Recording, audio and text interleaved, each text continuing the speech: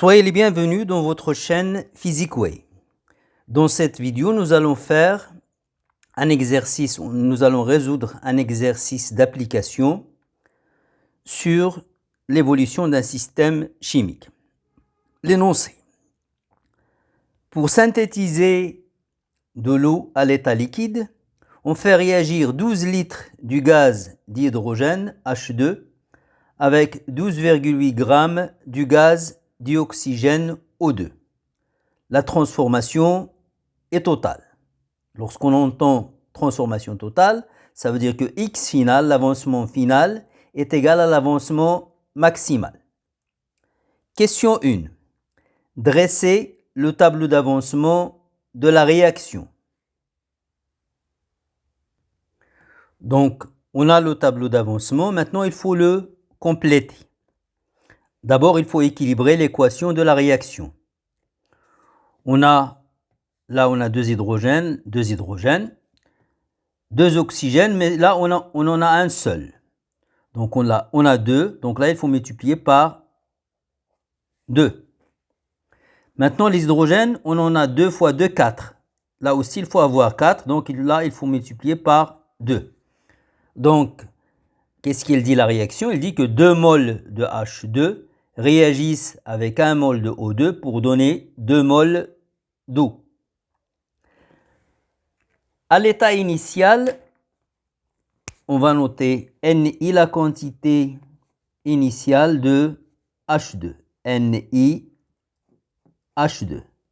Et là, c'est la quantité initiale de O2. La réaction n'a pas encore commencé, l'avancement est nul. Donc là, c'est 0. À l'état intermédiaire, NiH2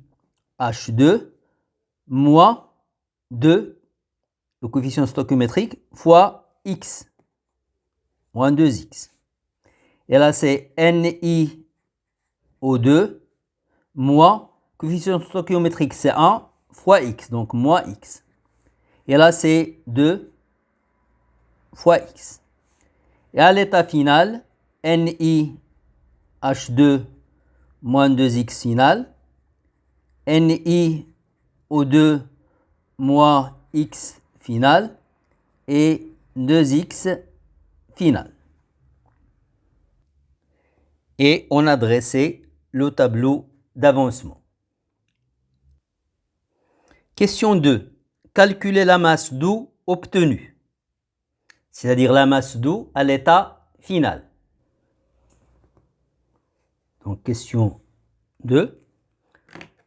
On sait que la quantité de matière,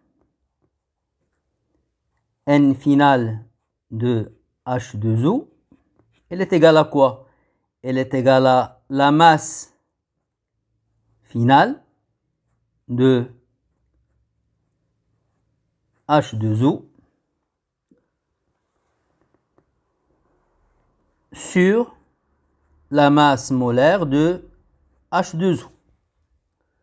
Nous, on cherche la masse finale. Donc, la masse finale de H2O, c'est-à-dire la masse d'eau obtenue, c'est N final de H2O fois la masse molaire moléculaire de l'eau. Or, N final, c'est quoi?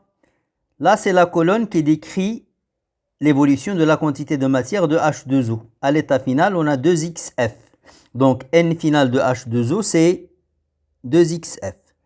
Donc, la masse finale de l'eau, c'est 2X final fois la masse molaire de H2O. Or, on nous a dit que la réaction est totale, la transformation est totale. Ça veut dire que X final est égal à X max. Donc, or, la transformation est totale. Ça veut dire que X final est égal à X max. Donc, la masse finale de l'eau, c'est 2X max fois la masse molaire moléculaire de l'eau. Relation 1.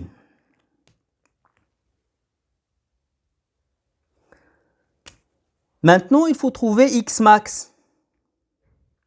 Et pour trouver X max, il faut faire les suppositions. Donc, on va d'abord, on suppose que H2 est limitant. Ça veut dire quoi H2 limitant? Ça veut dire qu'à la fin, il est totalement consommé. Ça veut dire que NiH2 moins 2x final est égal à 0. Ça veut dire que NiH2 moins 2x max est égal à 0. Donc NiH2 moins 2x max égale 0. Ça veut dire que 2x max est égal à NiH2. Donc, x max, que je vais noter x max 1, c'est la première supposition, est égal à NiH2 sur 2. Or, quelle est l'information que j'ai concernant H2? On fait réagir 12 litres du gaz d'hydrogène. Donc, j'ai le volume du gaz. Donc, cette quantité de matière, je vais la remplacer en fonction du volume. Or, on sait que la quantité de matière, c'est le volume sur le volume molaire. Donc, X max 1 est égal à volume initial de H2 sur le volume molaire. Donc, sur 2 VM. Je connais VI H2, c'est 12 litres. Je connais VM, c'est 24 litres par mol. Donc, je peux calculer X max. Application numérique. X max 1 est égal à 2,5, 10 à la puissance moins 1 mol. Maintenant, on va supposer que O2 est limitant. O2 est limitant, ça veut dire que cette quantité de matière est nulle.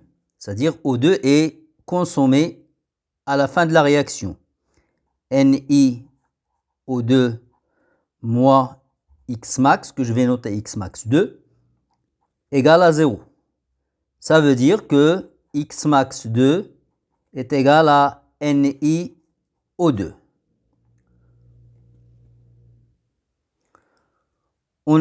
Au début, on a 12,8 grammes du gaz dioxygène. Donc, on a la masse. On sait que la quantité de matière, c'est la masse sur la masse molaire. Donc, ça veut dire que X max 2 est égal à la masse initiale de O2 sur sa masse molaire. On a la masse, c'est 12,8, et on a les masses molaires atomiques. Or, donc c'est MiO2, la masse molaire moléculaire de O2, il est constitué de 2 atomes d'oxygène, donc c'est 2 MO. Et je passe à l'application numérique. X max 2 est égal à 4, 10 à la puissance moins 1 mol. Donc, on constate que X max 1 est inférieur à X max 2. Donc, X max 1, c'est 2,5, 10 à la puissance moins 1 mol. Ça veut dire que le réactif limitant, c'est H2, tandis que O2, il est en excès. Donc, X max 1 est inférieur à X max 2. Donc, X max est égal à X max 1. Donc, X max est égal à 2,5 10 à la puissance moins 1 mol. Je cherche la masse d'eau. Or, dans la relation 1, j'avais la masse finale de l'eau, c'est 2x max fois la masse molaire de l'eau.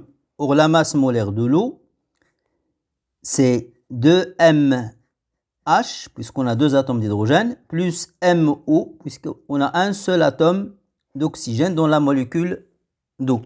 C'est la relation finale. On passe à l'application numérique.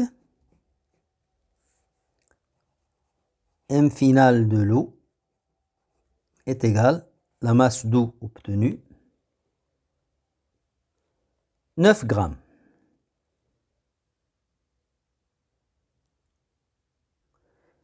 Question 3. Calculer le volume d'eau obtenu. Là, il ne faut pas tomber dans le piège. Il ne faut pas utiliser le volume molaire. Il ne faut pas dire que le volume, c'est la quantité de matière fois le volume molaire. L'eau, elle est liquide. Elle est à l'état liquide. Donc, on ne peut pas utiliser le volume molaire des gaz. Par contre, on peut utiliser la masse volumique de l'eau. Ρ est égal à 1 gramme par millilitre. On sait que la masse volumique de l'eau, c'est la masse de l'eau sur le volume de l'eau. Donc, le volume de l'eau, ça sera M de l'eau sur ρ, volume final de l'eau, égale masse finale qu'on vient de calculer, divisé par la masse volumique qui est donnée. Application numérique. Le volume de l'eau liquide obtenue, c'est 9 millilitres. Merci pour votre attention et à bientôt dans une prochaine vidéo, Inch'Allah.